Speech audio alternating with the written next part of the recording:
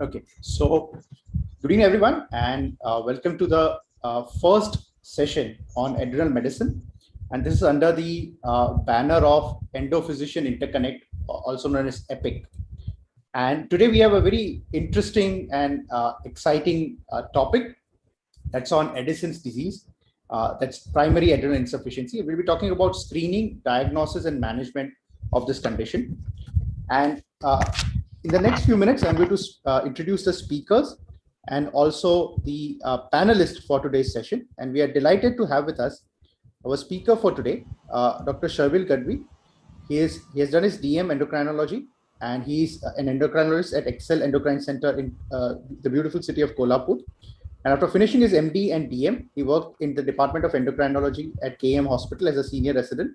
He has received a lot of training from other places as well, including Boston and Texas Diabetes Institute. And he has several publications to his credit. And he's a speaker at national and international forums, including some key conferences like International Diabetes Summit in Pune and IdeaCon Kolkata. It's also a pleasure to introduce Dr. Ganpati Bantwal. Sir is the current incumbent president of Endocrine Society of India. And Dr. Bantwal is a very experienced and senior endocrinologist from Bangalore.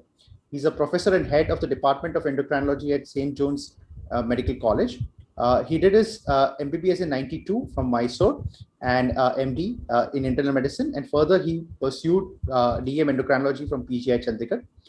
Sir is a principal investigator in more than 50 clinical trials and has published several papers in peer-reviewed and indexed national and international journals. It's also a pleasure to introduce Dr. Aarti Ban. She's received her medical degree from India. She has completed her internal medicine training at St. John's Hospital and Medical Center, and then went on to do a fellowship in endocrinology at Henry Ford Healthcare System. She's a senior staff physician at Henry Ford since 2003, and she's currently serving as a division head. She's an active clinical researcher with several trials, including the prestigious NIH-funded studies. And she's published several articles in several journals, and she's the associate editor for the Clinical Diabetes Journal. And her main areas of interest are thyroid disorders, and she loves to train fellows for thyroid ultrasound and doing thyroid biopsies and FNACs. And she's been elected as the fellow of American Association of Clinical Endocrinologists, the FACE, and she's been recognized by the Our Detroit magazine as one of the top docs of the country. So welcome, ma'am. And Dr. Shrikant is our last panelist for today. He's a dear friend of mine. So Dr. Shrikant has done his residency in internal medicine at MedStar in Baltimore, and he has, he has a lot of interest beyond endocrinology as well. As you can see, he's done an MBA as well, and he's done his fellowship in endocrinology from the prestigious Mayo Clinic at Rochester. And he's formerly an assistant professor of medicine at Mayo Clinic. He did his MBA with healthcare specialization at the Duke University. He's currently a clinical assistant professor at Kansas City University, working as a consultant endocrinologist at the Reed Healthcare Center in USA. He's a board member of AACE, and he's the author of highly cited publications in peer-reviewed international journals. And he's also part of Endocrine Society guidelines. So very proud to have him today with us. So welcome, Dr. Shrikant. Thank you.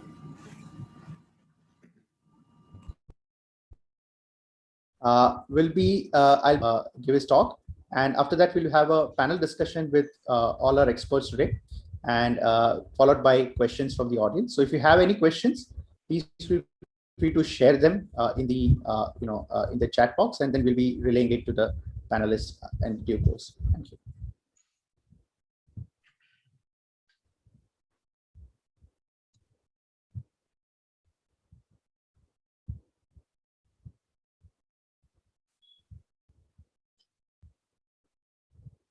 So, Dr. Om, should I start with the upload the presentation? Yes, please start. Yeah.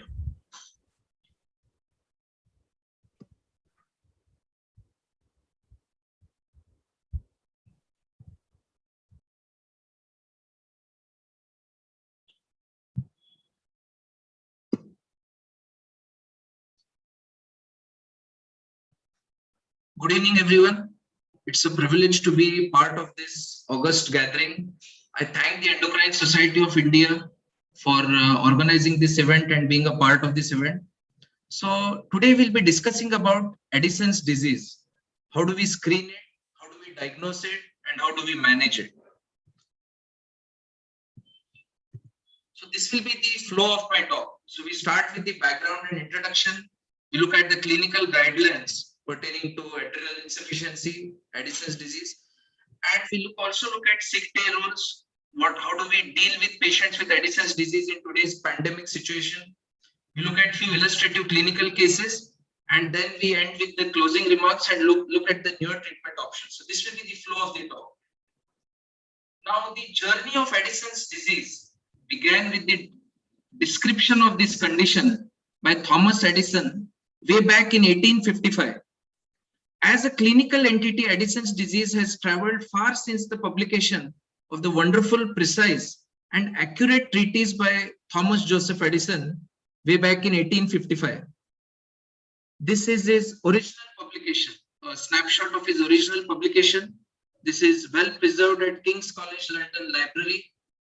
This is an image from his original publication. A patient with Addison's disease, you can see the patient having pigmentation over the face, over the axilla, over the other parts of the body. And typically the first patient described, in addition to hyperpigmentation, also had areas of hypopigmentation. So probably this was a case of polyglandular autoimmune syndrome. Addison was trying to find out things about pernicious anemia. And during his association with patients with pernicious anemia, he came across this condition. So a very interesting beginning to this condition of Addison's disease way back in 1855. Unfortunately, after 1855, for almost 100 years, there was no established treatment for Addison's disease. Unfortunately, it was a fatal condition.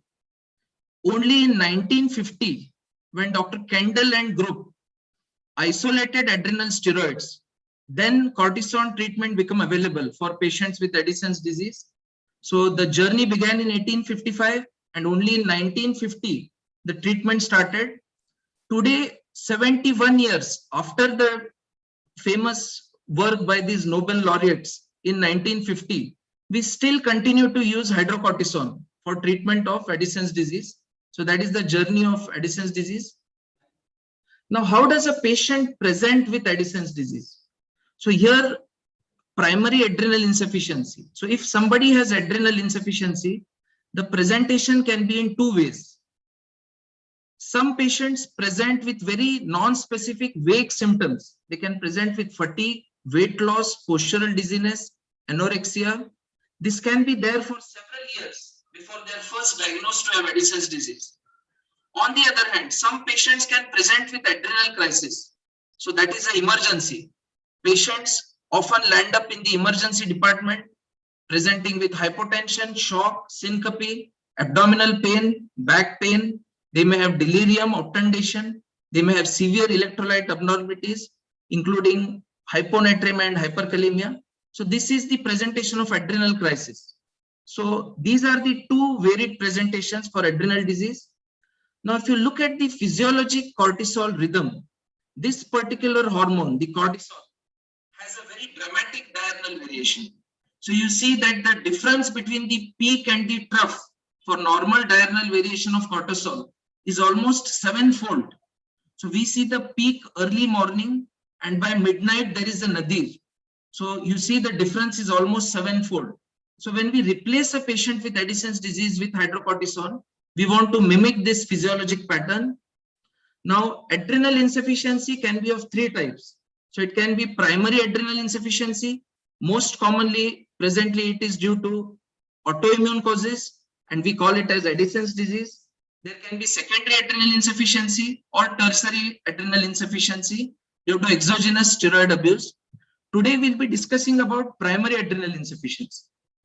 What is the prevalence? It is around 1 in 10,000. Usually, these patients also need mineralocorticoid replacement because they have primary adrenal insufficiency.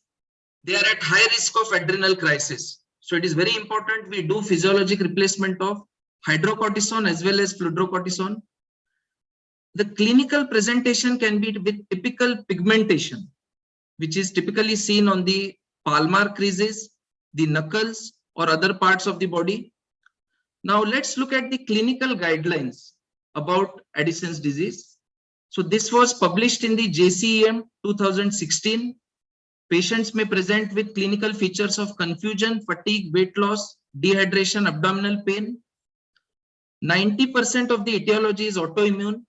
Other causes can be infiltration, infection, tuberculosis, other infections.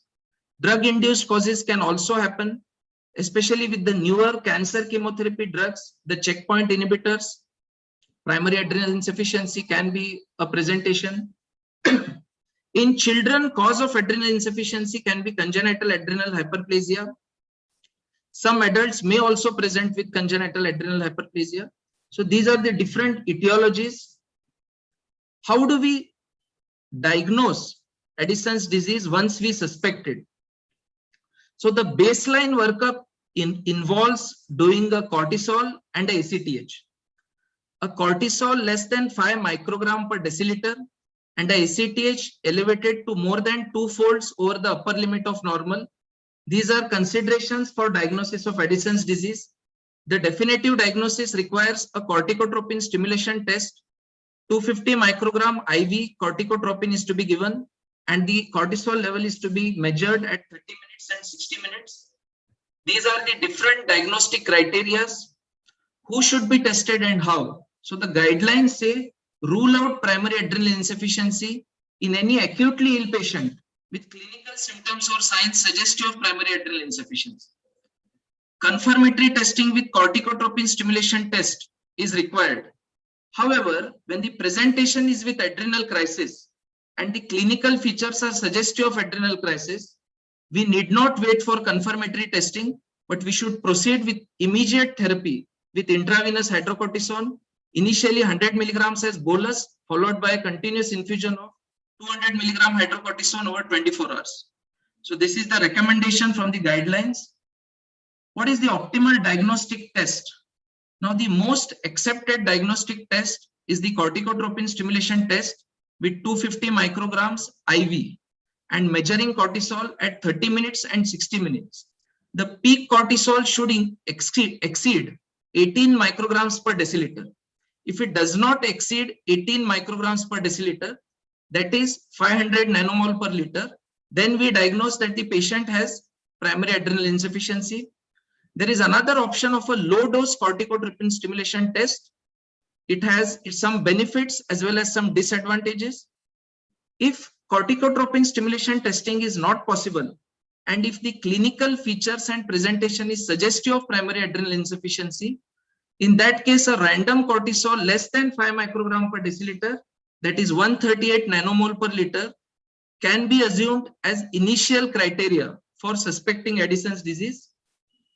Now, when we look at these guidelines and we look at these cutoffs, now the first suggestion of the corticotropin stimulation test comes from the study of 5 studies for primary adrenal insufficiency and 30 studies for secondary adrenal insufficiency.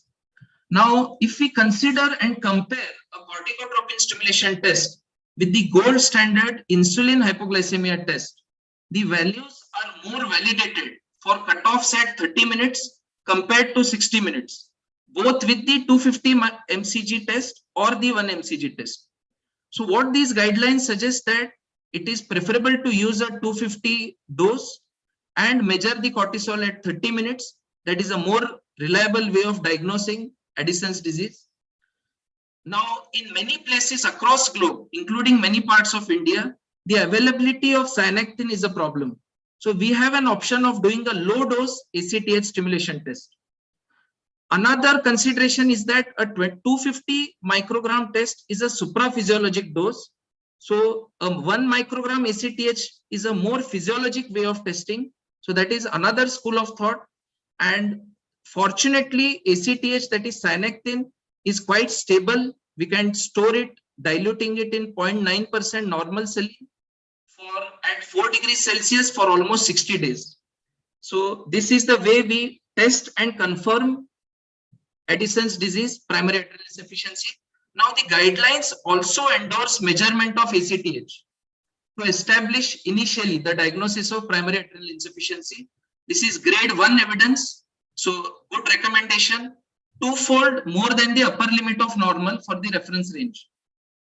Now, whenever we diagnose primary adrenal insufficiency, we should also suspect mineralocorticoid deficiency. So how do we diagnose it? We can either measure plasma renin, which is usually high in primary adrenal insufficiency with mineralocorticoid deficiency, or we can also measure aldosterone. Now, once the diagnosis is confirmed, determining the etiology of primary adrenal insufficiency is also important. While determining etiology, the most common condition presently across globe is an autoimmune cause. 21 hydroxylase antibodies are a good way of testing autoimmune adrenal insufficiency. This is a good test. It has a good sensitivity and specificity, and this test can be reliably used. Now, there are certain limitations which we should always understand whenever we interpret the results for cortisol or these testings. Pregnancy and patients having oral contraceptives can increase the cortisol binding globulin levels. That should be considered. Patients with nephrotic syndrome, post-operative cases, low cortisol binding globulin can be one of the factors. These all should be considered. Now, this is the diagnostic approach from the Endocrine Society. So, suspicion of primary adrenal insufficiency in children, we should look out for congenital adrenal hyperplasia. Look at 17-hydroxyprogesterone and then the workup for CH. In adults, we look at 21 hydroxylase antibody. If it is negative, we should do the CT adrenals. Look at infiltrative diseases. Commonly in the developing world, tuberculosis is a common cause. Adrenal hemorrhage infections also possible. Malignant tumors can be a cause. In patients who are antibody positive, we should look out for other autoimmune conditions associated with Addison's disease, the autoimmune polyglandular syndromes. We should do workup for these syndromes. Rarely in adults also, we may have patients who have adrenoleukodystrophy and we may have to look at VLCFA levels. So this is the diagnostic approach. This is an image of a CT scan of the adrenals. This is how a normal adrenal looks, and this is a hematoma in the right adrenal here. What is the management? The acute management is immediate therapy with intravenous hydrocortisone, 100 milligrams as bolus, followed by 200 milligram over 24 hours as a continuous infusion. This is a grade 1 recommendation. The maintenance phase is more important. It is mandatory that we continue patients on either hydrocortisone or cortisone acetate. In India, we have hydrocortisone, which we commonly use. In many parts of Europe and some other countries, cortisone acetate is available and hydrocortisone is not available. So either of these two are recommended. Whether BID or thrice a day depends on the clinical situation. Usually it is recommended that the first dose of hydrocortisone should be given early morning, immediately when the patient gets up. The second dose should be somewhere in the afternoon, around 12 noon, while the third dose, if given, should be early evening. If hydrocortisone is replaced in this way, it tends to physic the physiology, that is a peak early morning with a nadir at midnight. Prednisolone may be used in some conditions, especially when patients have low compliance with thrice a day hydrocortisone, or when the availability of hydrocortisone is a problem. Prednisolone may be considered. Dexamethasone is not recommended as per the guidelines. Now, how do we replace mineralocorticoids? So we should give fludrocortisone 100 micrograms per day. We should monitor clinical signs, electrolytes, and plasma renin may be measured during monitoring. What if an adult patient has adrenal insufficiency and it also has hypertension or has new onset hypertension? In that case also, it is important we continue with the fludrocortisone replacement. We may consider reducing the dose, but we should continue with the replacement. Now, when we talk about primary adrenal insufficiency, we also need to consider about DHEA treatment. DHEA is the most voluminous hormone produced by the adrenal gland. In patients, in spite of hydrocortisone thrice a day, they complained of low energy, low libido, poor quality of life. In these patients, especially females, it is important we consider DHEA replacement. So initial dose is 25 to 50 milligrams. If patients find no improvement after 6 months of therapy, it is better we discontinue and we monitor these patients on treatment, measuring the DHEAS level. What about pregnancy? Now, if some patient with Addison's disease, a known case of Addison's disease, conceives, we should continue hydrocortisone throughout pregnancy. Usually the dose needs to be increased probably after second trimester, during the third trimester. That is a recommendation. Hydrocortisone is the preferred agent over prednisolone. Dexamethasone should not be used. So there is recommendation against the use. Dexamethasone should not be used. And during labor, hydrocortisone stress doses may have to be given. So these are considerations for a pregnant female with Addison's disease. We already touched upon this topic of hypertension. So coexisting hypertension in adults with adrenal insufficiency, the preferred antihypertensives would be ACE inhibitors or ARBs. Probably will avoid using diuretics or spironolactone. It is also important to understand the dietary changes which may have to be done. One thing that needs a mention is licorice. Now, if somebody is consuming licorice, that can increase the mineralocorticoid effects of hydrocortisone. So all these needs to be considered whenever we follow up patients with Addison's disease. Now, comparing the different glucocorticoids. So if you look at the physiology, cortisone and prednisone both need conversion to hydrocortisone by 11 beta HSD1 for their activity. Now, as I initially mentioned, some countries only have cortisone acetate available.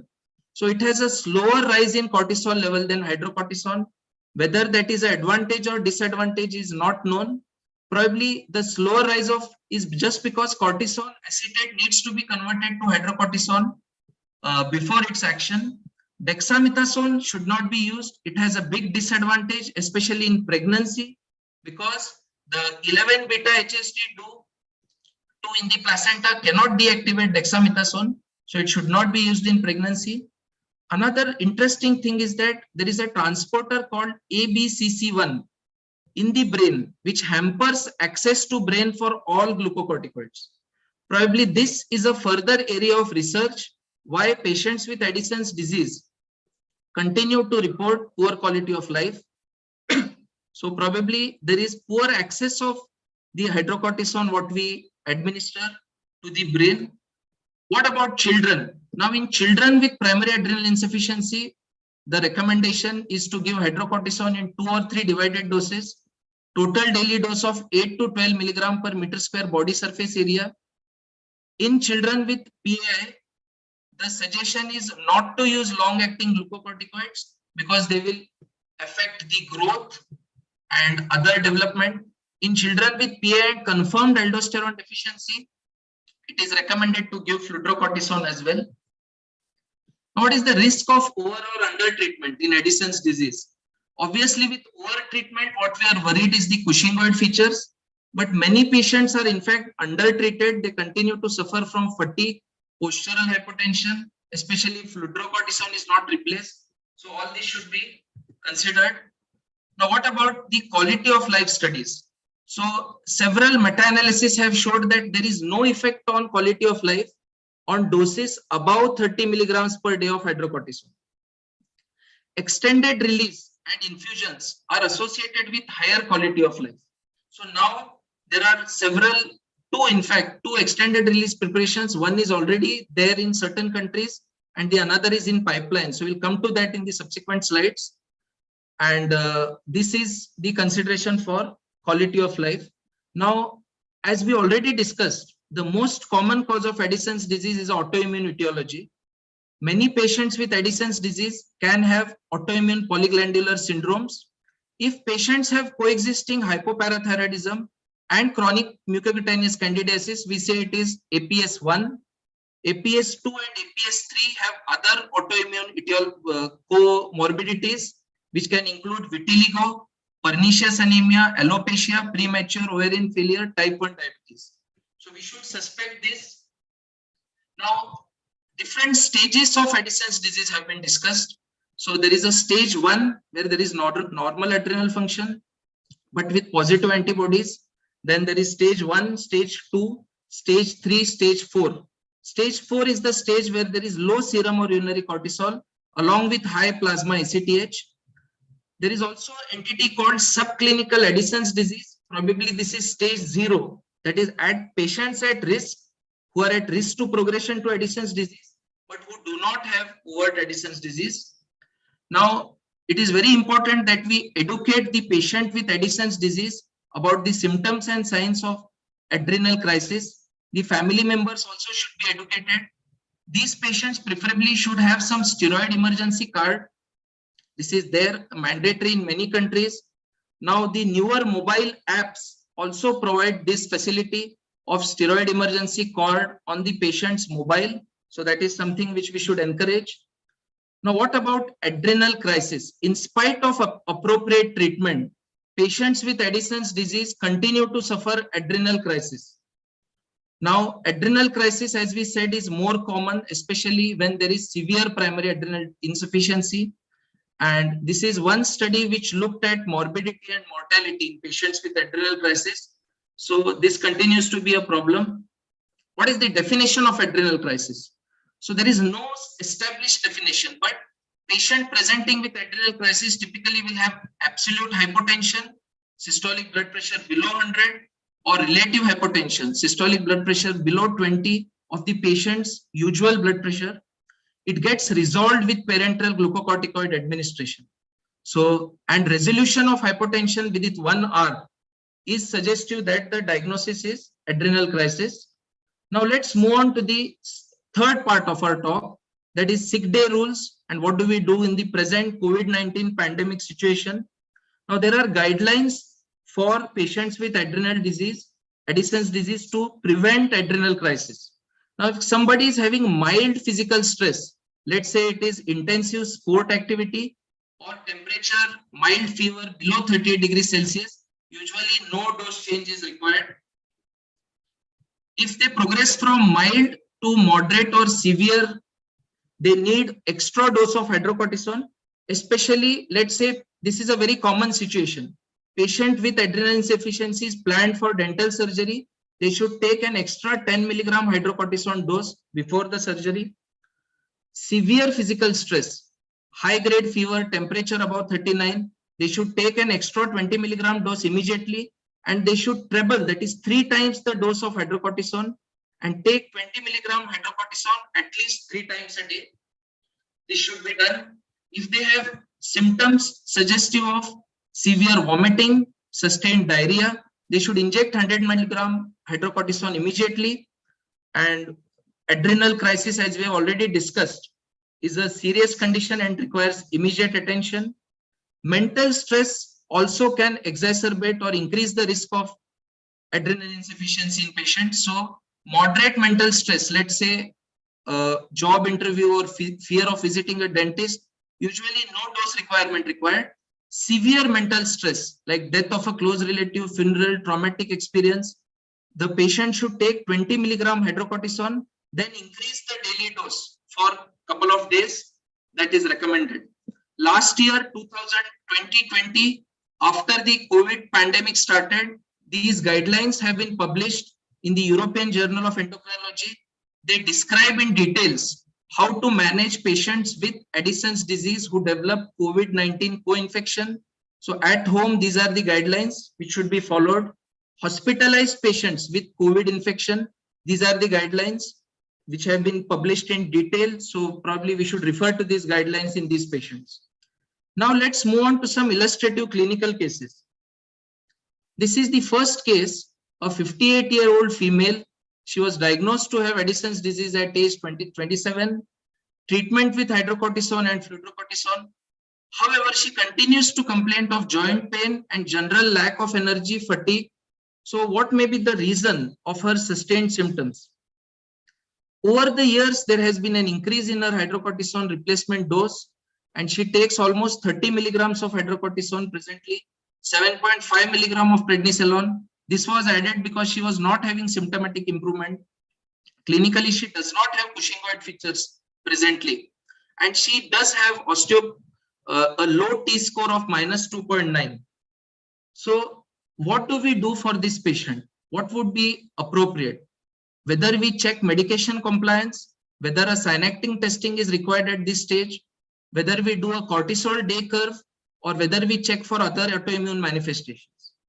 Now, if we consider these 4 situations for this patient, probably all will agree that synactin testing is not required presently. We do have to check for compliance. A cortisol day curve can be done to check compliance. This is usually done with multiple samples of salivary cortisol. Unfortunately, salivary cortisol testing, we find it difficult in many parts of India. However, if that is possible, we can do a cortisol day curve with multiple salivary cortisol levels. It is always important that we check for other autoimmune manifestations. So that was the first case. Now, the same case, what do we do of her treatment? She is on hydrocortisone and prednisolone. Should we stop prednisolone? Should we use a slow release hydrocortisone, that is pranadrone, that is now available in some parts? Should we consider using a pump, or we should switch her to dexamethasone? So here also you all will agree that we may consider option A, B, or C, but definitely not option D. So we need not consider dexamethasone, but we may consider one of these 3 options. This is another case, a 11-year-old child who presented with primary adrenal insufficiency, severe pigmentation. These were his baseline labs. He had a low cortisol, ACTH was high, and he's on treatment. Many times we need not be obsessed with hyperpigmentation as a sign of adrenal insufficiency, because patients may or may not have this particular sign, especially if you look at this picture here. In fact, we suspect Addison's disease in this patient, but actually the case was of Addison's disease in the patient on the left. So we need to be cautious. Here is an image of twins with one of the twin having adrenal insufficiency. This was a published case report. So here you see the difference between 2 twins when one of them develops Addison's disease. John F. Kennedy it is said that he may have had Addison's disease. Some refute this. We don't know for sure, but that is said to be a possibility. Jane Austen was another famous author. She was a famous writer. She unfortunately died young at the age of 40 years. It is said that she suffered from Addison's disease. Let's move on to the another case. A 41-year-old female, autoimmune hypothyroidism at age 18, Addison's disease at age 22. She also developed vitiligo, celiac disease. So as she grew older, she had various features of the polyglandular autoimmune syndrome. So that brings us to the question, what kind of polyglandular autoimmune syndrome does she have?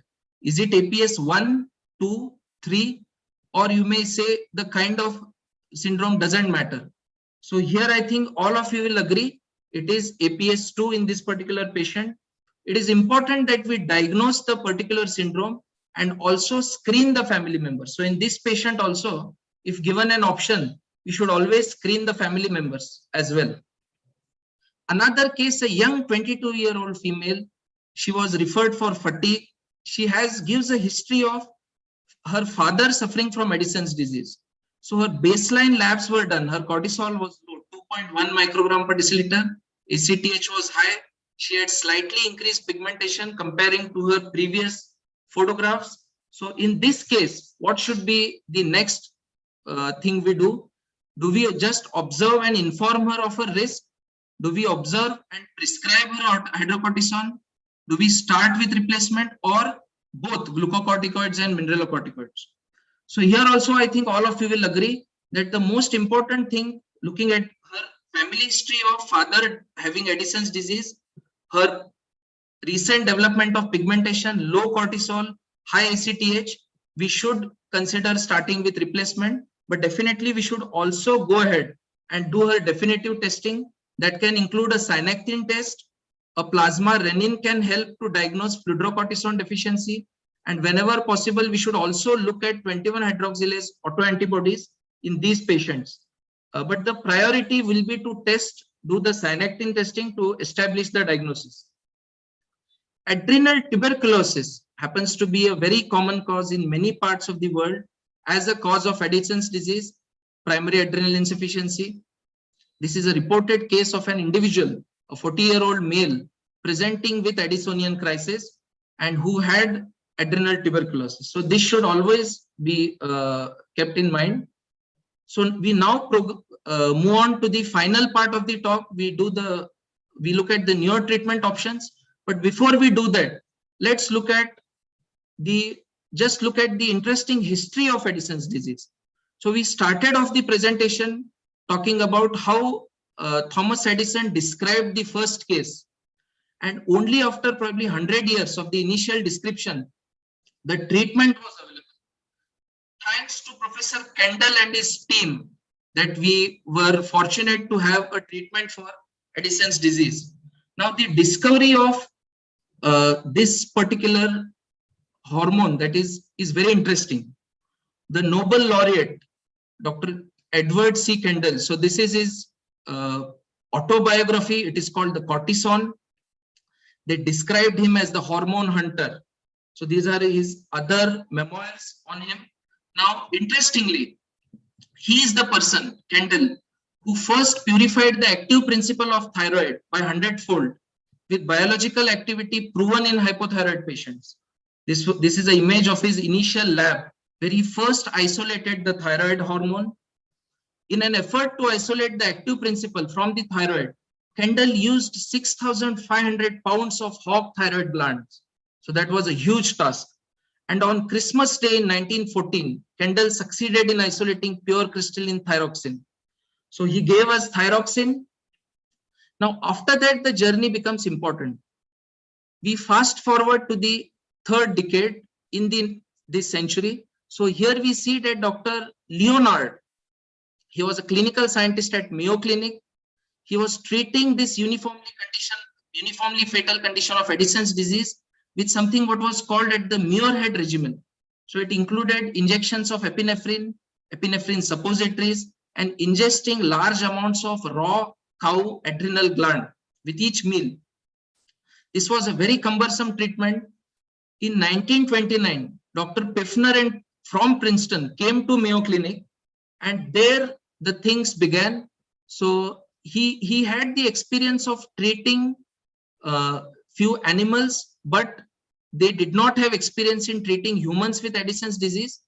Finally, it was Dr. Kendall was asked, who was then the president of the Endocrine Society in 1930, to prepare better adrenal extracts. So he took up this project in 1930. Then we come down to 1941. This was the era of the World War. So the whole world was looking at what German scientists were doing. So very interestingly, there was a conference in United States, and there they discussed that the German scientists have found out something which keeps their pilots flying healthily 40,000 feet above sea level. And they suspected this was the adrenal hormone. So it was also rumored that the German submarines were secretly shuttling bovine adrenals from Argentina to Germany. So in 1941, the United States National Research Council set up 3 agendas. The first was to produce the active hormone from the adrenal cortex. The second was production of penicillin. And the third was production of anti-malarial agents. So thanks to the efforts during the World War that we got these 3 important things for use in medicine. So this you see an image of Dr. Kendall, and they were the Nobel laureates in 1950. One of the discoveries which got the Nobel Prize the fastest after the discovery. Such was the importance of their discovery. And unfortunately, even after 71 years of discovery of cortisol, we still continue to use the initial hydrocortisone. Probably we'll have to move ahead. Fortunately, there has been some development over the past 5 to 6 years. Planedrun, that is once daily dual release morning dose of hydrocortisone, has shown to be effective. Chronocort is twice daily delayed release. It is basically being extensively studied in patients with congenital adrenal hyperplasia. but Planedron has been studied in patients with Addison's disease, primary adrenal insufficiency. They both have the potential to restore the circadian cortisol levels. Studies to date have been promising. You can see this is how they mimic the physiology. And so Planedron is showing a lot of promise. This was the DREAM study published in Lancet, which studied the effect of once daily modified release hydrocortisone versus the standard glucocorticoid therapy. And interestingly, it showed that if you give patients Planedron, they have improvement in their innate immunity. So this is beyond just hydrocortisone replacement. It has a lot of things to do with the patient's morbidity, mortality, and affecting the innate immunity. Just this year, probably around February this year, the phase 3 results for Chronocort were published. So this is what I said, the twice a day preparation for hydrocortisone, which is being studied in patients with congenital adrenal hyperplasia. Diagnostic is the manufacturer, and they have come with their phase 3 results, and probably in the future we'll be using these agents. Now, there have been number of publications where an insulin pump has been used to administer hydrocortisone to patients, and the results have been promising. Also, studies are on to create a bioartificial adrenal gland, a bionic adrenal. Probably that would be something for the future. So, ladies and gentlemen, to summarize, Addison's disease has come a long way. From 1850, when Addison first described this case, then to the 1950, where these Nobel laureates discovered and gave us the option of treating our patients with Addison's disease with cortisol. Treatment of adrenal insufficiency is in fact a great success story. Corticotropic stimulation test and measuring 21-hydroxylase antibodies are important. Long-term optimum glucocorticoid replacement strategy, what is presently used, is probably imprecise and requires individualization. Adrenal crisis remains a risk, and we should be alert and prevent adrenal crisis in all our patients with Addison's disease. Newer treatment approaches would be welcome to mimic physiologic replacement in the form of Planedron and Chronocort. I thank you all for a patient hearing. I now hand over to the chairpersons for further proceeding. Thank you.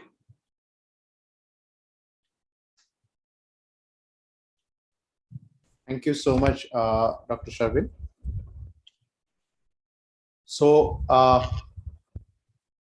can you stop sharing, Dr. Sharvil? Yes, yes, sure. Okay. Thank you.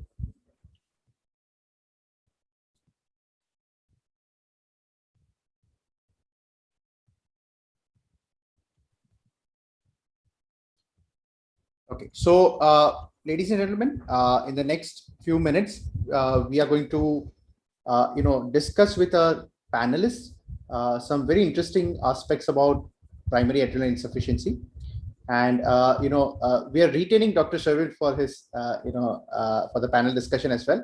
But apart from him, we also have Dr. Ganpati Bantwal from India, Dr. Aarti Ban from the US, and Dr. Shrikant from the US. So we'll be also taking some questions from the audience.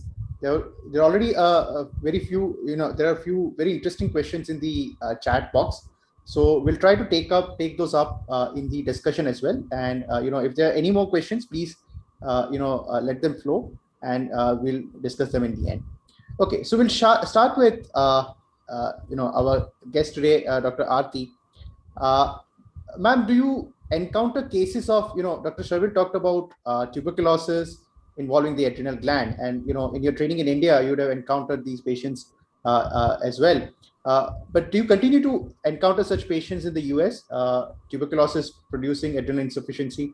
And what about the fungal infections like histoplasmosis and and HIV, associated adrenal insufficiency? So what's your experience with infectious disease and primary adrenal insufficiency?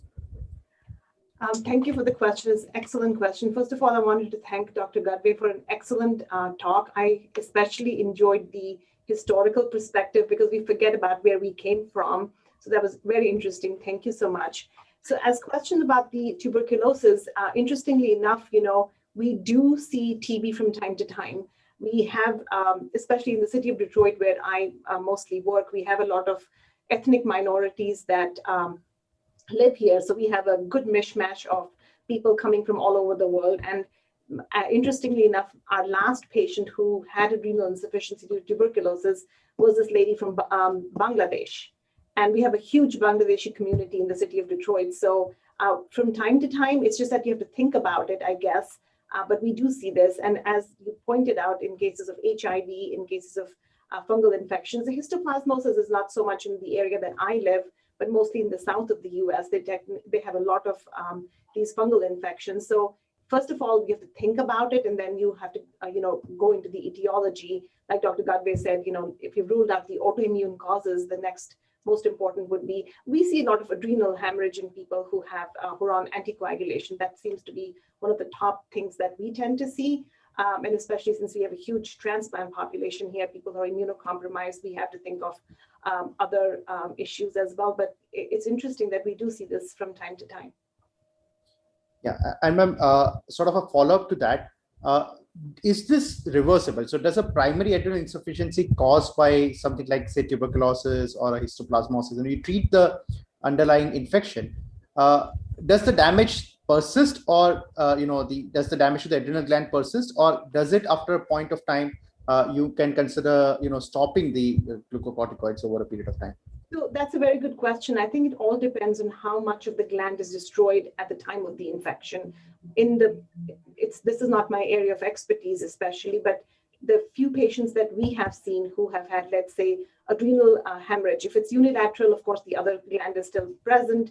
If it's related to infection, it's the extent of the disease in the beginning. If it is something which is, especially the tuberculosis or histoplasmosis, if they've caused extensive infection and both glands are involved, I don't think the treatment really would cause, the treatment of the infection does not really necessarily cause the adrenal gland to perk up. So I think it depends on how quickly you catch it at that point. So I think it's at that point you're, giving them lifelong treatment. Thank you so much, ma'am. Dr. Shrikant, if you can hear me. Yes. Yeah.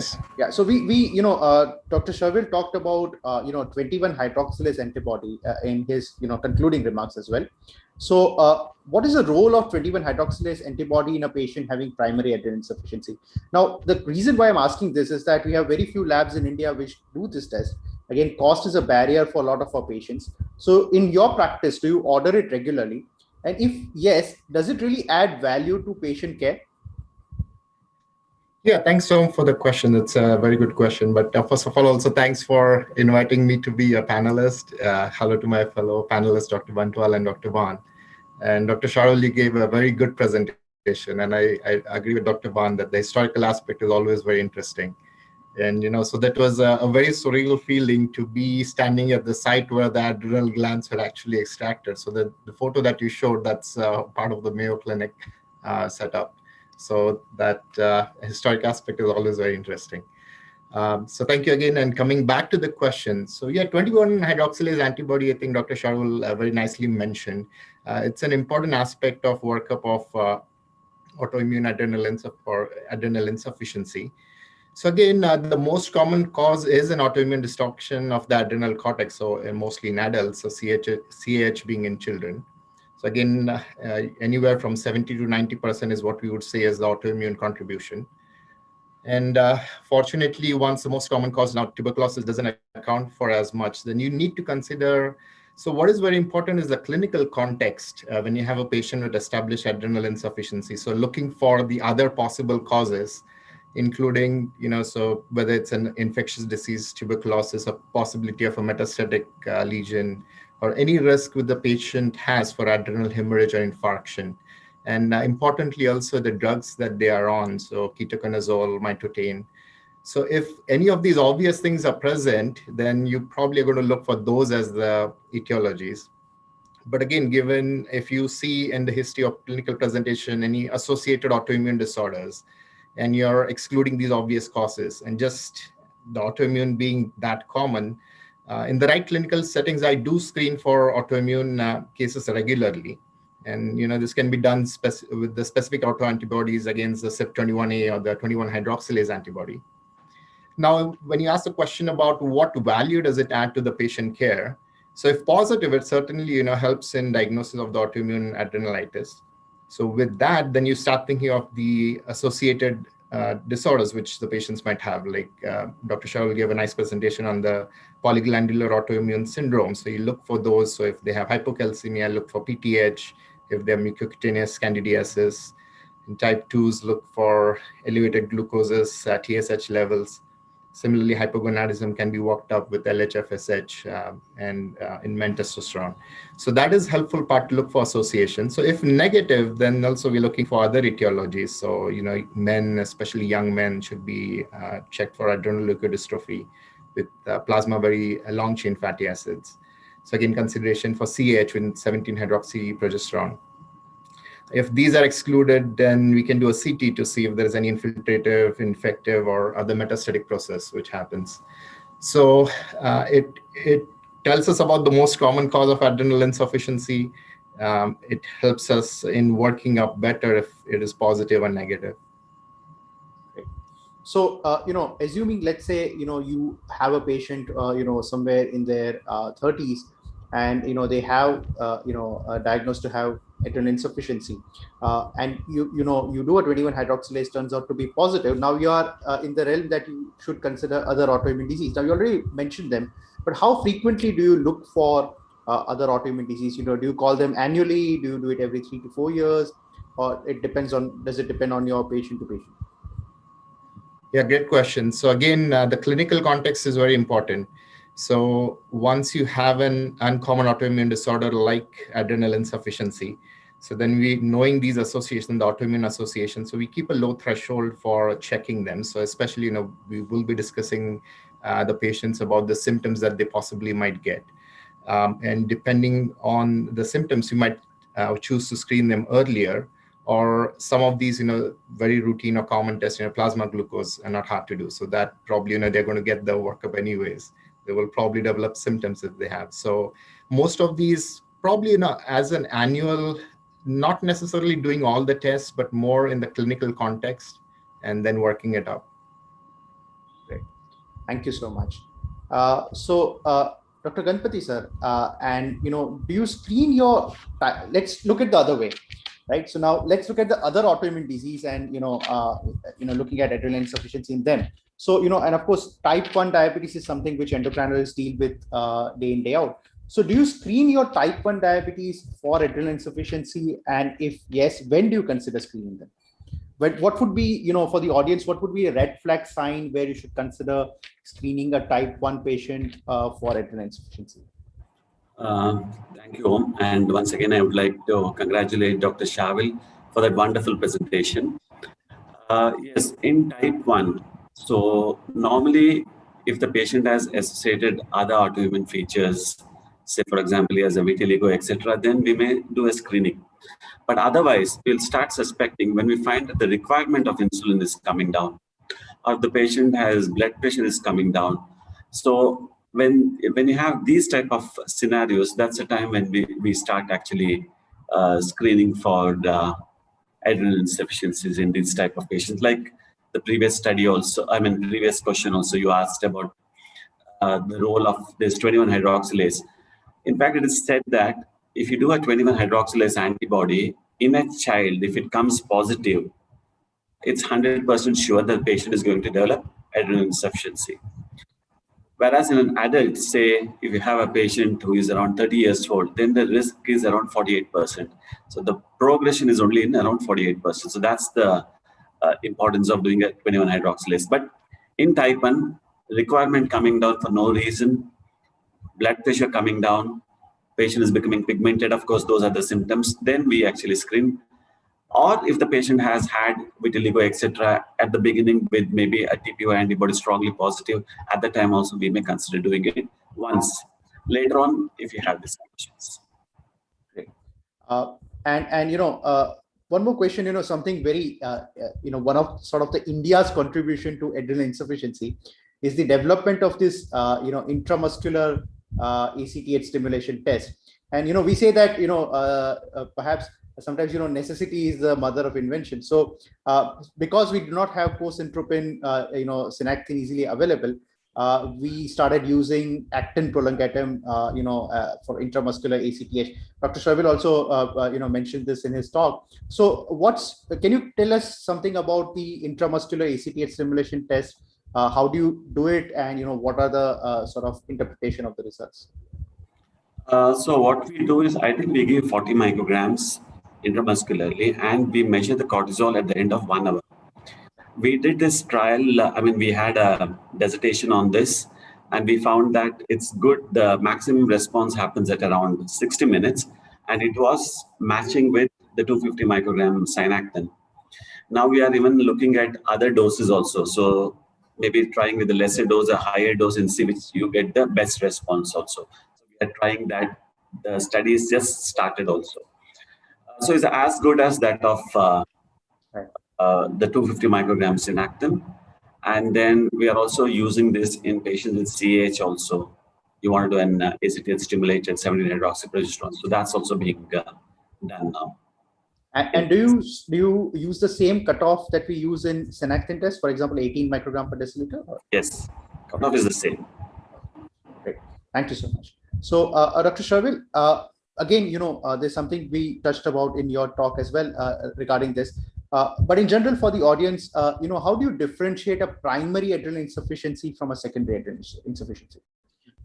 So when we consider primary adrenal insufficiency, so the guidelines also have given it a grade 1 recommendation that we look at the ACTH levels. Now, somebody having a low cortisol to start with, that is less than 5 microgram per deciliter, and the ACTH 2 times more than the upper limit of normal for the range. So usually it is something like more than 30 or 40, depending on the lab ranges. So there we suspect it is primary adrenal insufficiency. Now, if we have a patient with a low cortisol and inappropriately low ACTH, so there we should suspect secondary adrenal insufficiency. Typically, these patients will have other clinical features suggesting of other pituitary deficiencies. So they may have, if it's a female, they may have amenorrhea, they may have secondary hypothyroidism. So all these are clinical clues to the pituitary involvement. In fact, secondary adrenal insufficiency is much more common than primary adrenal insufficiency. In fact, the commonest happens to be tertiary adrenal insufficiency, that is exogenous Cushing syndrome. Especially we see in India, it is a very common cause. But distinguishing primary adrenal insufficiency from the secondary adrenal insufficiency requires clinical judgment, looking at the cortisol and ACTH. We may have to repeat the test, look at other pituitary hormone levels. So this should be the way we distinguish primary from secondary, and workup will help. And in secondary adrenal insufficiency, whenever we are suspecting, we also need to depend on imaging. So we also need to take help of MRI pituitary. So these are the different ways how we can distinguish. Okay, and is there a difference in managing patients with primary versus secondary adrenal insufficiency? Yeah. Now, patients with secondary adrenal insufficiency typically will not have fludrocortisone deficiency. So we need not replace them with fludrocortisone. Also, their adrenal insufficiency is not that severe. So they may suffice with a very lower dose of hydrocortisone. Many patients, it is many a times sufficient just to give a morning dose. And maybe they require a second dose in the afternoon during stress or other other causes. So they often require a smaller dose. Fludrocortisone replacement is not required. Many a times their adrenal insufficiency improves. So as you said in one of the questions, during follow-up, we have to again revisit the primary diagnosis. So probably all patients with adrenal insufficiency, after a certain period of time, we probably can stop their dose of hydrocortisone for maybe 1 or 2 days, look at the baseline hormones. Patients with secondary adrenal insufficiency often again develop improvement in their adrenal function, and some patients we may have to discontinue hydrocortisone replacement. Great, well said. So, Dr. Aarti, as far as treatment is concerned, now we are in the realm of treatment again. Do you generally, use for management? What do you generally use for management of primary adrenal insufficiency? Because this is again a big debate in our country. Do you routinely use oral hydrocortisone, or do you use prednisolone, or anything else? And what's your routine prescription for a patient with primary adrenal insufficiency? So that's a very good question. I prefer hydrocortisone, and the most common, the couple of things that have changed over time. Number one is the amount of hydrocortisone that we calculate based on the body surface area. So when I was training, I remember we used to calculate it based on 10 to 12 milligrams per square meter of body surface area. And over time, there have been multiple studies which have done that. If, as Dr. Gadve said, if it's secondary adrenal insufficiency, you need much lower doses. Even when a person has primary adrenal insufficiency, try to start them at like maybe 8 milligrams per square meter and then titrate it up as you need to. The lower doses, especially if you're taking fludrocortisone in addition, I think suffice for most of the people. And the other important thing which we forget is the timing of the hydrocortisone. A vast majority of patients will come to me on BID dosing, but they're taking the second dose at bedtime. That's, it interferes with sleep. That's not when you need the corticosteroid effect anyway. So most of the time I explain to people that you have to take the first dose, the larger dose, as soon as you wake up in the morning, the second dose around maybe lunch or early afternoon. And the vast majority of patients do very well on that regimen. Now, there are people who do not remember to take the second dose, or their life is such that it's difficult for them to take. Then we can use prednisone. It's not my favorite medication to use because you tend to be, it may not, it lasts longer than you want it to sometimes, and then sometimes people tend to overdose on the prednisone. So hydrocortisone is my go-to medication, and of course, as time goes by, if we can get these dual release medications, that'll be much more physiological and better for our patients. But hydrocortisone and the timing of the hydrocortisone and the dosing of the hydrocortisone is very, very important. And then we also forget about our patients who are on glucocorticoids. The stress dose steroids, as Dr. Gadve said, we don't explain exactly what stress dose steroids involve. Most people think that just because they had a little bit of a bad day, they need to take a double dose of hydrocortisone. That's not what stress dosing really means. So we have to explain those to patients, and then always having a kit in case they cannot take the prednisone or the hydrocortisone orally. I don't know how it is done in India, but here we have pre-made kits for patients who need it for emergency use when they cannot take it orally. But dosing, make sure that it's not very high dosed. The timing of the dose is correct, and then we use, the teaching about the stress dosing is very important. And ma'am, what do you do for? Do you give them, medical bracelets or medical cards Always. with the diagnosis? Yeah. So how do you? I prefer a bracelet or a necklace only because, when you have EMS calls, you are in the ER, nobody's going to look through your wallet. So a lot of patients tend to have those medical alert bracelets, and some of the people who tend to be more fashionable, you can even get them engraved, with a little nicer bracelet, which is not medical alert. So that works too. Actually, I have 2 patients who have type 1 diabetes, who have adrenal insufficiency. They have a T1D tattoo and an adrenal insufficiency tattoo. That works very well too. So I definitely think that there should be awareness of people wearing a medical alert bracelet. Yeah. Thank you so much. Dr. Shrikant, coming to the other steroids, so the mineralocorticoids. So do you add fludrocortisone in primary adrenal insufficiency for patients already on oral hydrocortisone? And if you do, how do you monitor the fludrocortisone dose? Yeah, again, a very good question. I think in the question and answers, I could see some questions related to that as well. So essentially, in most of the patients with primary adrenal insufficiency, eventually they're going to require mineralocorticoid. And with confirmed aldosterone deficiency, they should get mineralocorticoid replacement. So typically we'll be using the fludrocortisone. So the dose of fludrocortisone typically can range anywhere from 0.05 to 0.2 milligrams in adult. So ideally taken again in the morning, it follows a similar diurnal pattern as cortisol. So again, aim is to prevent the sodium loss, to prevent the intravascular volume depletion and hyperkalemia. So that's the aim of the fludrocortisone. So typically with hydrocortisone, so hydrocortisone does have mineralocorticoid activity as well. So 20 milligram would be approximately equivalent to about 0.1 milligram of the fluorocortisone. So we will typically require lower doses if we are giving hydrocortisone. Usually we'll start with 0.05 milligram because, as I said, it has some mineralocorticoid activity, the hydrocortisone. There are some rare patients, who are, when they are replaced with the hydrocortisone, they become hypertensive or hypokalemic, even with a very low dose, like 0.05 milligram of fluorocortisone, even given twice a week. So in those patients, we need not give fluorocortisone in them.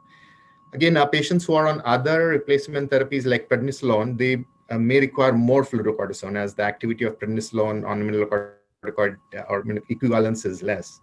Again, dexamethasone, we don't see it being used that much, but dexamethasone does not have any mineralocorticoid activity. So if at all we are using it, so we'll have to adjust the dose of mineralocorticoid accordingly. Now coming to the next question that you had on monitoring the mineralocorticoid dosing, again, it's primarily based on clinical assessment. So when you think of the labs and the clinical assessment, so it is going to be clinical assessment. So inquiring about if they have symptoms like salt craving, lightheadedness, usually measuring for orthostasis, measuring blood pressure in sitting and standing position, whether they have edema, and measuring the electrolytes. So if the patient has hypertension, edema, hypokalemia, again, this is telling you that they have excess mineralocorticoid replacement.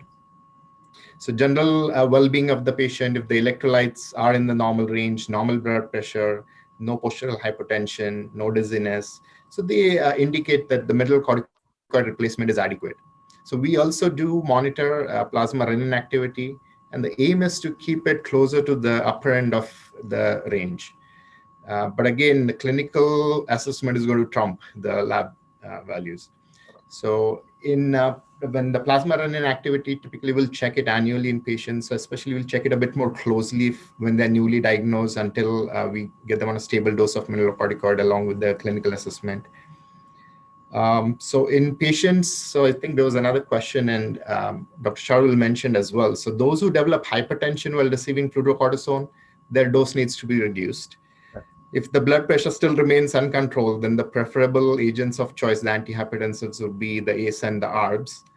We also, second line, we sometimes use calcium channel blockers. So the ACE and ARBs, so they will counter the vasoconstrictive effect of the angiotensin II. So again, the diuretics, as Dr. Sharvil also mentioned, diuretics and the aldosterone receptor blockers, they are just counterproductive, so they should not be used. So overall, yeah, that's how the dosing and the use of fluorocortisone will be in these patients. Thank you so much. Thank you. Dr. Ganpati sir, is a lot of audience members would really like to know, and since in this talk, and Dr. Sharvil's lecture and in the subsequent discussion, we are discussing a lot about oral hydrocortisone. Is oral hydrocortisone actually available in India? And if yes, what is the typically, we asked this to Dr. Aarti as well. In your practice, what was the typical dose that you use of oral hydrocortisone when you prescribe it to your patients? Yes. So, yes, oral hydrocortisone is available in India. Previously, when I just started, say maybe in 2000, we just had that hydrocort tablet, and that was very difficult to get. And then recently, maybe for the last 10, 15 years, we have high zone tablets, which are available. So you are available in 5, 10 mg strengths. So a typical dose is usually people require between 15 to 25 milligrams. We normally start with 20 milligram. We normally give 10 milligrams in the morning, 5 in the afternoon, and another 5 at around 6 o'clock. So there could be some people who may require a quarter tablet or a half tablet of, say, 2.5 mg in the night, because they feel very tired when they get up. So in those, sometimes give in the night also. So it varies between 15 to 25 milligrams. So this has been the usual dose for the. And when do you consider, what are the symptoms where you consider up titrating the dose? What do patients complain about, where you feel that, this patient perhaps needs a slightly higher dose of hydrocortisone than what you're already prescribing? Yeah, if you find that the patient is complaining of fatigue and he's still having pigmentations, he still has started becoming more pigmented. So this is a clue for us that probably we are not replacing. Weight loss is also happening, not weight gain. So weight gain suggests you are over-treating. Weight loss is an indirect indicator that we are under-treating him. So if you have these symptoms, probably we may have to go up. And then sometimes, as Dr. Sharvil told, if there is a malabsorption, we can do what is known as a cortisol day curves. We can even not necessarily have to measure the salivary cortisol. You can even measure the serum cortisol also at various time intervals after taking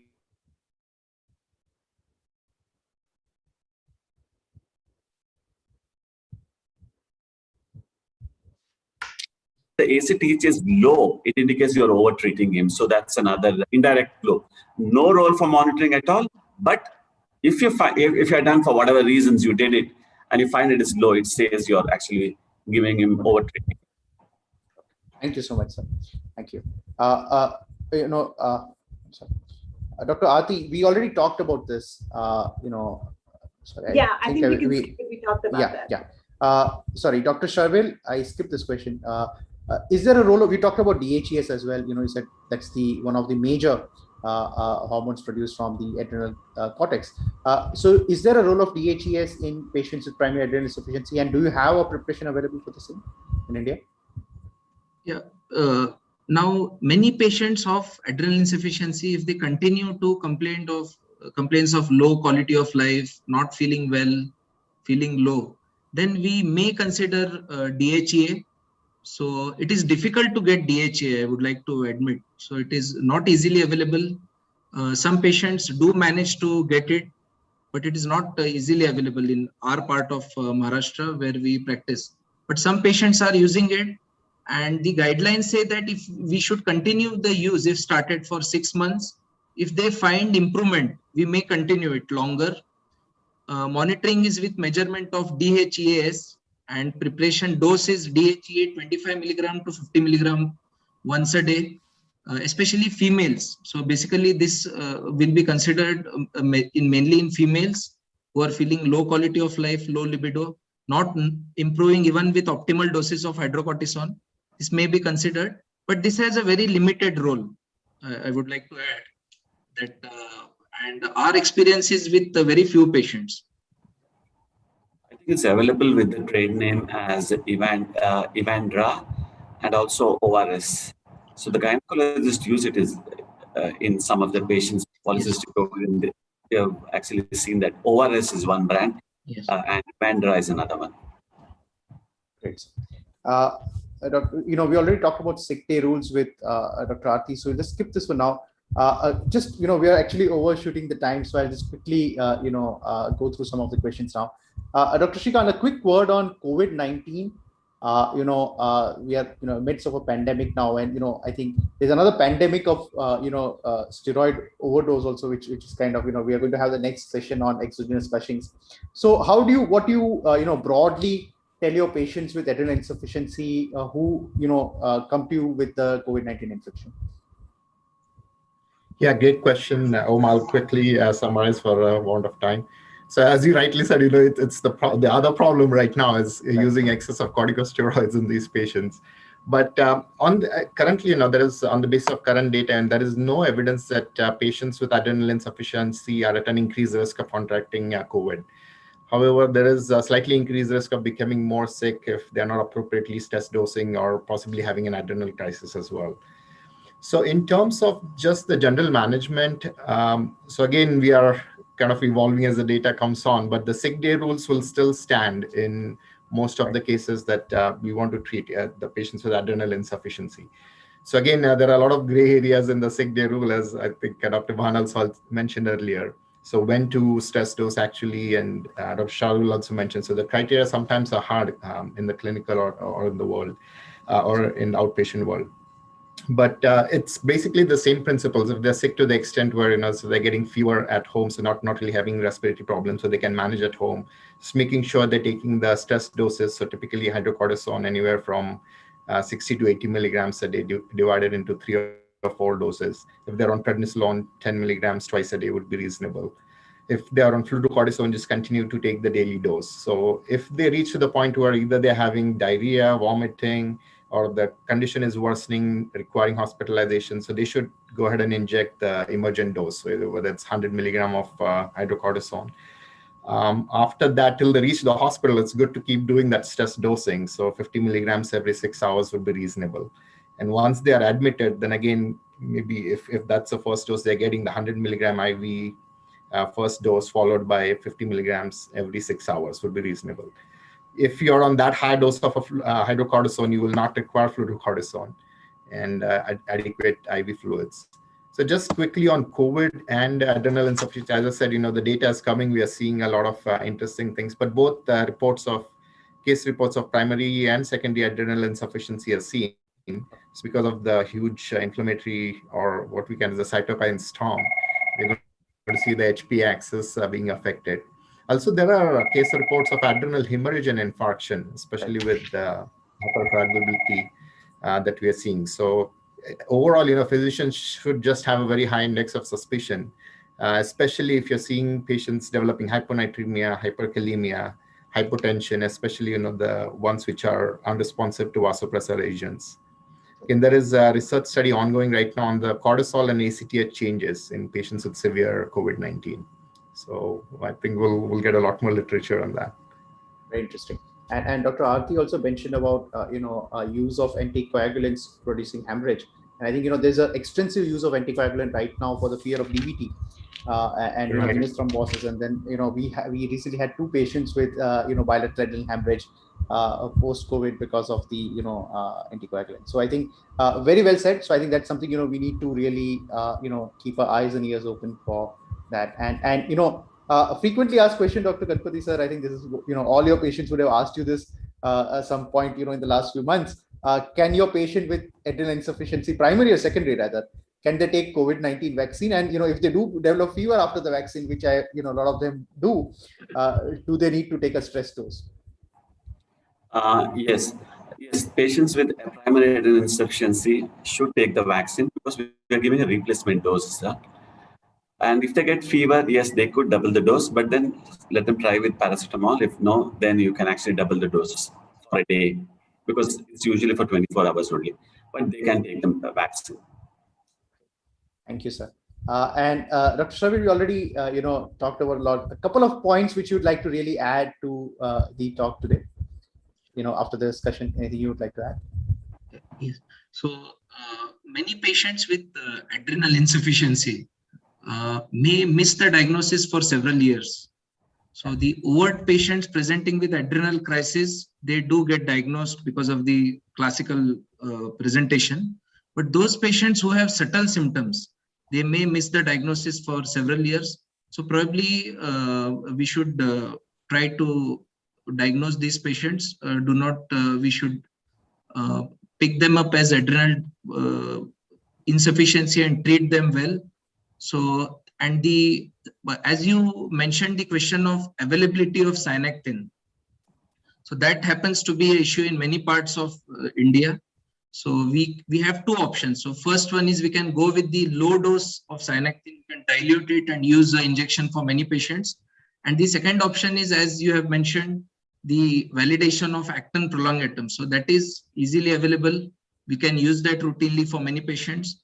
Also, we use it in many patients who have exogenous Cushing syndrome, whom we start off with a hydrocortisone replacement, gradually taper the dose, and we have to assess whether their adrenal function is reverting to normal. So that is a large number of patients in whom we can use that. Very important in primary adrenal insufficiency, we should also replace fludrocortisone.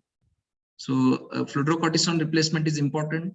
And measurement of renin for fludrocortisone deficiency should be judiciously used. That is one way of properly assessing fludrocortisone replacement. And sick day rules and stress dosing, very important. Especially there are guidelines for patients with adrenal insufficiency with even minor stresses like visiting a dentist, require additional dose, mental stresses in the form of loss of a loved one or somebody close, all that is a major stress, a mental stress, and they do require additional stress doses. So I think these are the important points in appropriately managing patients with Addison's disease. and looking forward to the preparations, the newer preparations. So maybe Planadron, it is available in some parts of Europe. I would like to know whether Dr. Aarti and our colleague from United States, whether they use it, Planadron. What is their experience with the use of sustained release Planadron? It's not yet available. I'm sorry, go ahead, Shrikant, I'll talk later. Go ahead. So it's not yet available. Yeah. There is, so we are excited, we'll await it, but we'll see whenever it comes. So same is the situation for us in India. Yes. Yeah, I've used for a couple of patients I inherited from one of my senior colleagues who was an adrenal expert. We have 2 patients on pumps. They have, mini-med pumps that we modified to give them, and it works very well for them, but it's just that they're very high functioning patients. They know exactly what to do with their pumps, and they take it very nicely. These are old mini-med pumps we repurposed for this. Yeah. So interestingly, there have been publications where the insulin pump have been used in studies, and they do well. And the beauty of using a pump is that we can exactly mimic physiology. So we can manage the dose with the insulin pump, give a peak in the morning and a nadir at midnight. So that is possible. And there are also an ongoing study, which is maybe will have results this year, where they have looked back at the role of using prednisolone. Now, many parts of Europe, they continue to consider using prednisolone as well. So there is an ongoing study comparing head to head the benefits, the perceived benefits and risk comparing hydrocortisone to prednisolone. Prednisolone, here we are talking of a very low dose of prednisolone. So probably dosing somewhere between 3 to 5 milligrams of prednisolone, which is a very low dose, comparing it to hydrocortisone 15 to 20 milligrams. And the study is ongoing. It is called the Hyper-AIM study. And there they are looking at the benefits of this particular regimen as well. Thank you. Thank you for the interesting discussion. I think we are also joined by Dr. Rakesh Sahai. I think he joined using another link where the name is shown as Dr. Om. Dr. Sahai sir, are you there? So to introduce everybody, Dr. Rakesh Sahai sir is a senior endocrinologist from Hyderabad. He's also a teacher to many young endocrinologists across the country, and he's the current vice president of he's the president-elect. President-elect of President-elect of Endocrine Society of India. So, sir, are you there? Thank you. Happy to be here. I really enjoyed the lecture and the discussion that followed. So I wish everyone a very happy evening, and I think we had a good time. And thank you for inviting me to give my comments. Thank you so much, sir. So I think we are just going through the questions in the chat, and I think we have covered most of them. If you have any further questions, you can send us an email to us, and we have the email, questions forwarded to the expert panel. So thank you so much. I think we had a wonderful evening. So I'd like to thank Dr. Sharvil for his wonderful talk, Dr. Aarti ma'am for sparing her beautiful morning. I believe it's morning, right? So morning here, yes. Morning here, yeah, right. And Dr. Ganpati sir and Dr. Shrikant, thank you all so much for joining us and for enlightening us. Really very interesting discussion, and I think all of us learned a lot for this. And we are not going to end here. We're going to have the next talk as well. Not today though. After a few weeks. So, the next topic is on adrenal, on the series of adrenal medicine is on exogenous Cushing's. And like Dr. Shrikant said, I think that's a tsunami which we are going to encounter very soon, looking at the number of COVID patients across the country. So that talk is on 21st of May. The timing remains the same. And the speaker there is Dr. Saurabh Arora from Ludhiana. So, I request you all to join us for this very interesting topic. And any last words, Dr. Aarti ma'am? Anything? No, I was just going to type that this is the first time I learned about the acton prolongation. I had no idea what this was. So, see, I learned something from you all. This is great. This is why I like to do these things. Thank you, ma'am. Thank you so much. Dr. Ganpati, sir, any last words from your side? Yeah. Dr. Shrikant, thank you. Sharvil spoke on everything. Maybe there are case reports of recovery from Addison's using rituximab, and they have also tried using ACTH injections. So there are 1 or 2 case reports of that. So that's the additional point. Dr. Shrikant, you want to add anything? No, this was great. I really enjoyed being a part of this. Yeah, so we always learn something new every time we listen to something. So this was great. Thank you. So thank you all. And any word from the organizers? Sir, April worldwide is celebrated as Adrenal Disease Awareness Month, and it fits in because we've had this topic on adrenal insufficiency today. It has been a very engaging session on adrenal insufficiency with presentation of Dr. Sharvil Gadve and an equally informative, educative and enlightening Q&A session on the topic. Heartfelt thanks to Dr. Ganpati for chairing the session, Dr. Aarti, Dr. Shrikant for a very informative panel discussion. Also, I would like to thank Dr. Om Lakhani for helping guiding and moderating today's session. Most importantly, asking very relevant and critical questions with respect to diagnosis, screening and management of AI.